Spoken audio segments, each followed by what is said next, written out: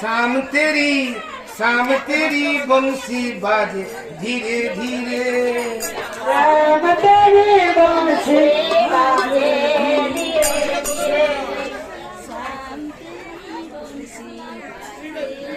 আজকে একটু এখানে দিয়া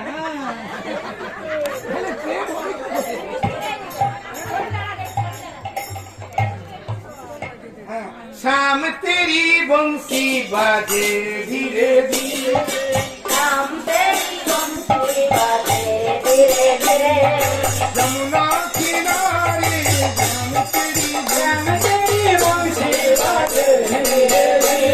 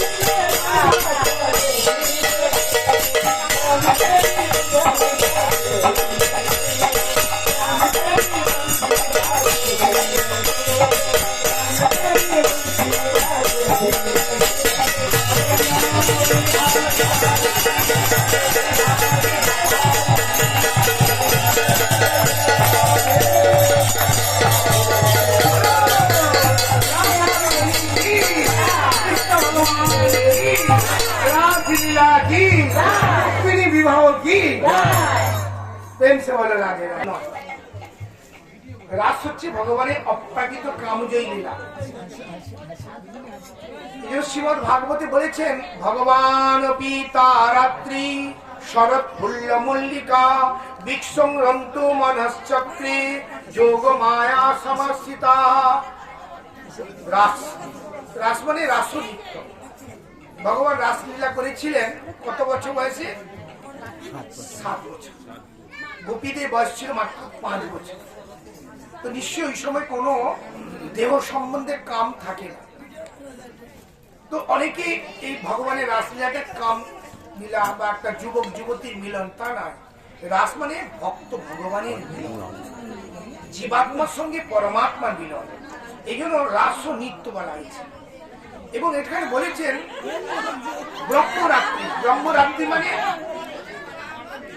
14 মন্বন্তর 71 চতুর্যুগ ওটা চলে গেছে, কেউ বুঝতে পারে। আর ভগবানের ইচ্ছায় আমাদের দুটো শরীর, একটা সূক্ষ্ম শরীর, একটা স্থূল শরীর, একটা আত্ম শরীর। ওই স্থূল শরীরটা ছেড়ে সূক্ষ্ম শরীর আত্মা বেরিয়ে চলে এসছে, কেউ বুঝতে পারে। যে যার গোপরা মনে করছে আমার পত্নী আমার কাছে আছে, কিন্তু সূক্ষ্ম আত্মা বেরিয়ে চলে গেছে। ভগবান রাসেতে বেরিয়েছিল মুরলী। মুরলী হচ্ছে সপ্তম ছিদ্র বিশিষ্ট। তোমরা ওই দিকে তাকাচ্ছ, আমাকে কেউ তাকাচ্ছে না। আমি কি বলছি তোমরা শুনছো না। দেখো কিরকম প্রেম দেখেছো, কি বলে রাস, কি বলে প্রেম। রাধা কৃষ্ণের যুগল মিলন কি রাস বলা হয়। ভক্তের সঙ্গে ভগবানের মিলনকে বলা হয় রাস।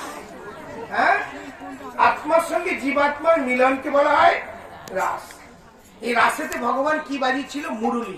মুরলী হচ্ছে সপ্তম ছিদ্র বিশিষ্ট, আর বংশী হচ্ছে পঞ্চম ছিদ্র বিশিষ্ট, আর বাঁশি হচ্ছে 3টি ছিদ্র বিশিষ্ট।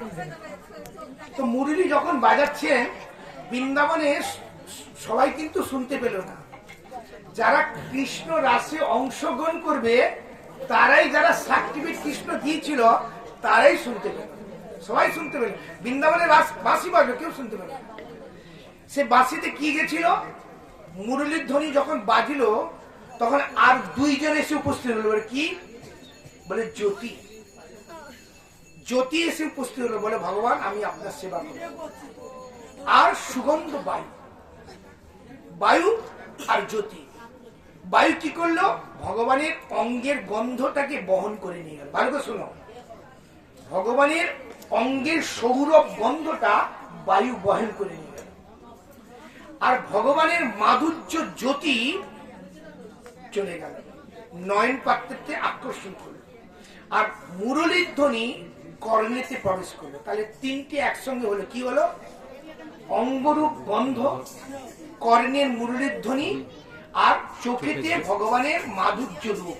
এই তিনটে যখন গোপীদের হৃদয়ে প্রবেশ করলো, তখন গোপীদের হৃদয়টা বিগলিত হয়ে গেল, দ্রবীভূত হয়ে গেল, এবং ভগবানের প্রতি তাদের অনুরাগ প্রীতিটা বৃদ্ধি হতে লাগলো। তখন তারা যে অবস্থায় ছিল, যেখানে ছিল, তারা সেই অবস্থায় ফিরে চলে আসলেন। অনেক কথা আছে, সময় নেই, আরতি হচ্ছে। তো তখন ভগবানের কাছে যখন আসলেন, ভগবান বলছে তোমরা এসেছো কেন? রাত্রিবেলা অন্ধকার, হ্যাঁ, বলি ঘোর রাত্রি অন্ধকারে তোমরা পতি সেবা, পুত্র সেবা, আত্মসন সেবা ছেড়ে দিয়ে এসছো কেন? তো এই নিয়ে ভগবান চলে যাও। তো গোপীরা বলছে বেশি না, একবার, বেশি না, একবার উলুধ্বনি বেশি দিও না। ভগবান বলছে তোমরা অন্ধকার ঘোর রূপা, অন্ধকারে এসেছো কেন? গোপীরা কি বলছে? কৃষ্ণ তোমার কি চোখের ব্যাটারি কমে গেছে নাকি, ছানি পড়ে গেছে নাকি? পূর্ণিমা রাত্রি তুমি বলছো অন্ধকার, তার মানে তোমার ব্যারাকপুর দিশাতে চোখ দেখাতে হবে, হাই পাওয়ার একটা চশমার দরকার। গোপীরাও তো কম নয়, মানে যেমন কৃষ্ণ তেমন গোপী। তো এই জন্য গোপীরা বলছে আরে পূর্ণিমা রাত্রি তুমি অন্ধ, তুমি তাহলে একটা দেখো, ইত্যাদি অনেক পরীক্ষা করলেন। পরীক্ষা করে ভগবান তাদেরকে স্বীকার করলেন। এই জন্য বলা হয় রাস নৃত্য। কি নৃত্য মানে? নৃত্য মানে দেখেছো কখন নৃত্য? রাস নৃত্য, দণ্ডী নৃত্য, এটা লাঠি দাও। এই দণ্ডী নৃত্য এটা জয়পুরে দুর্গা পূজার দিন কুমারী পূজা হয়, জানো তো? হ্যাঁ, ওই কুমারী পূজার সময় দেখো জয়পুরেতে নৃত্য হয়, রাস নৃত্য। ওই একটা গোপী আমাদেরকে ছবি নেই, অঙ্গনা অঙ্গনে, অঙ্গনা অঙ্গনে দেবকী নন্দনে, অঙ্গনা অঙ্গনে, অঙ্গনা এক গোপীর সঙ্গে এক গোপী, এক গোপী। ভগবান শতকোটি গোপীর সঙ্গে শতকোটি কৃষ্ণ একই সঙ্গে প্রকট হয়ে রাস নৃত্য করেছে। আমরা সেই রাস নৃত্যের মধ্যে প্রবেশ করব। সবাই মৃদু মৃদু হাততালি দিয়ে কীর্তন করব। রাধা নাচে, কৃষ্ণ নাচে, নাচে গোপীজন, मन मेरा मन गया सती पावन वृंदावन। राधा नाचे, राधा नाचे, नाचे गोपीगण, मन मेरा गया सती पावन वृंदावन। राधा नाचे, कृष्ण नाचे, राधा नाचे, कृष्ण नाचे, नाचे गोपीगण, मन मेरा मन गया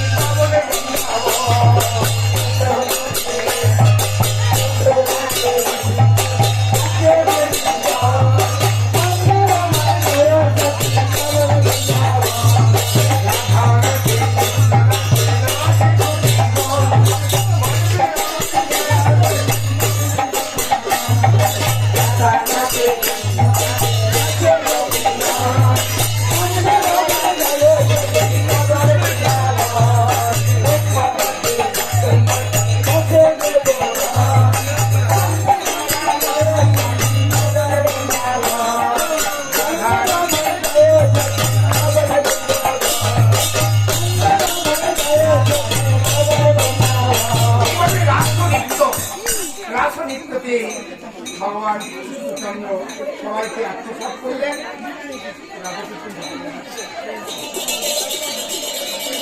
বৃন্দাবন বিহারী লাল কি জয়, গোপাল কি জয়, গোপাল শ্রী চৈতন্য রাধে রাধে রাধে জয় জয় শ্রী রাধে রাধে রাধে রাধে জয় জয় শ্রী রাধে রাধে রাধে জয় জয় শ্রী রাধে রাধে রাধে জয় জয় শ্রী রাধে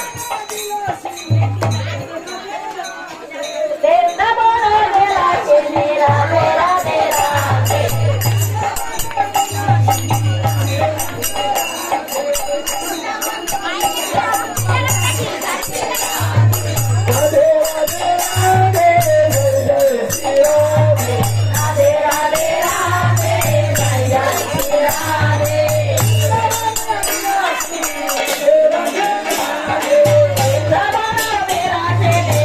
রাধে রাধে রাধে রাধে জয় জয় শ্রী রাধে রাধে রাধে রাধে জয় জয় শ্রী রাধে